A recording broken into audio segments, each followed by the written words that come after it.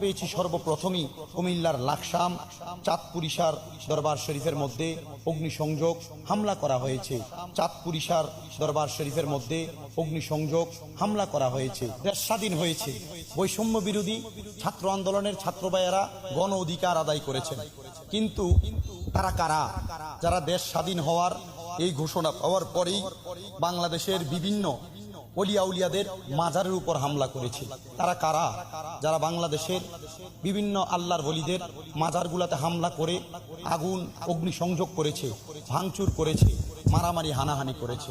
খবর পেয়েছি সর্বপ্রথমই কুমিল্লার লাকসাম চাঁদপুরিশার দরবার শরীফের মধ্যে অগ্নিসংযোগ হামলা করা হয়েছে। চাঁদপুরিশার দরবার শরীফের মধ্যে অগ্নিসংযোগ হামলা করা হয়েছে। আগুন দেওয়া হয়েছে, ভাঙচুর করা হয়েছে।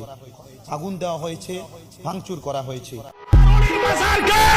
ওই আল্লাহর মাজারকে যারা ভাঙার ষড়যন্ত্র দেখেছে, ওই আল্লাহর ওলিদের বিরুদ্ধে যারা কথা বলে, আল্লাহর ওলির মাজারকে যারা লাথি মেরে ভেঙে দেওয়ার স্বপ্ন দেখে, চট্টগ্রামের বাইজিদ থেকে রাত্রিন কণ্ঠে বলতে চাই, সাহস থাকলে আসো, পায়ের গোড়া ভেঙে কর্ণফুলী নদীতে ভাসিয়ে দিবা।